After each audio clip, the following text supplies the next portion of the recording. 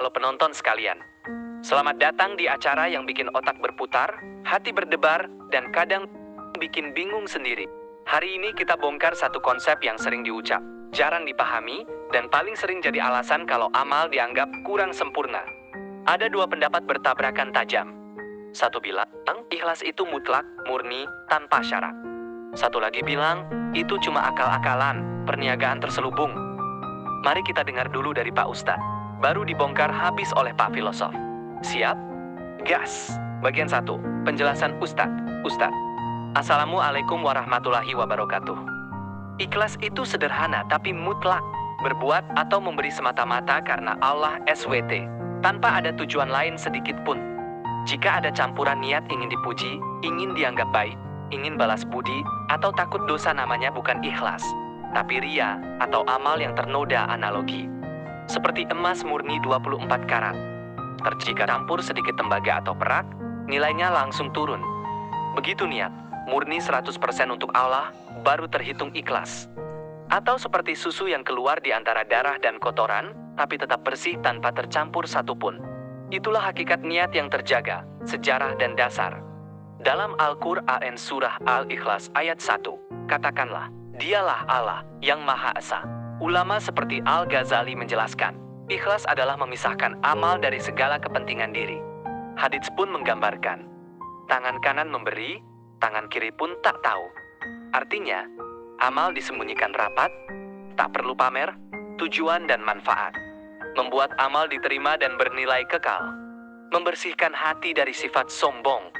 Mencegah penyakit hati seperti ingin dipuji. Menjadi benteng dari godaan setan yang paling suka merusak niat. Singkatnya, ikhlas itu titik nol yang mutlak. Kalau ada campuran, bukan ikhlas namanya. Bagian 2. Tanggapan filosof. Wah, Pak Ustadz khutbahnya indah, simple, tapi mengunci paradigma. Saya bukan mau menyalahkan akidah, tapi sebagai filsuf saya wajib menggali makna yang tersembunyi dengan pikiran bebas, tanpa terikat dogma yang sudah jadi. Kalau dibongkar jujur, ikhlas versi tadi itu bukan kemurnian mutlak itu, cuma bentuk transaksi yang disamarkan rapi. Analogi, perniagaan terselubung. Bapak bilang semata karena Allah. Tapi apa janjinya? Surga sebagai keuntungan, neraka sebagai denda, amal dilipat gandakan sebagai bunga deposito. Ini persis seperti pedagang yang bilang, saya jual barang ini cuma untuk aturan perusahaan, bukan cari untung. Padahal di baliknya ada komisi, bonus, dan jaminan masa depan. Bedanya cuma tidak diucapkan secara lisan, tapi tetap ada di akar motivasi. Itulah udang di balik batu, tujuan akhir tetap ada. Cuma dikemas rapi agar terlihat murni. Sejarah dan pandangan akal. Filsuf Yunani seperti Aristoteles sudah bicara. Setiap tindakan manusia pasti punya tujuan akhir. Tidak ada perbuatan yang benar-benar tanpa motif. Bahkan jika motifnya ingin ridha Tuhan, itu tetaplah keinginan diri sendiri untuk merasa aman dan selamat. Tokoh seperti Ibnu Arabi pun mengakui, di tingkat paling halus, ego masih mengintai. Orang yang bangga sudah ikhlas, justru sudah kehilangan keikhlasannya itu sendiri. Tujuan dan manfaat versi logika. Konsep ini berfungsi sebagai alat kendali sosial, agar orang tetap berbuat baik meski tak ada yang melihat. Membuat hati tenang karena merasa punya jaminan keselamatan. Tapi logikanya, bisa disebut ikhlas kalau tidak ada janji surga dan ancaman neraka. Kalau hadiahnya dicabut, apakah amal itu tetap dilakukan? Jika jawabannya ragu, berarti dasarnya tetap ada imbalan.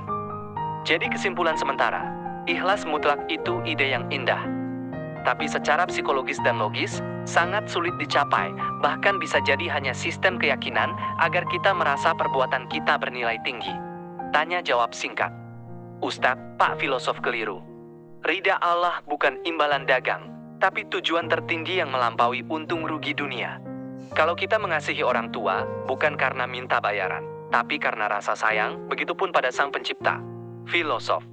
Bagusnya bedanya, sayang orang tua tak ada ancaman masuk neraka kalau tidak sayang.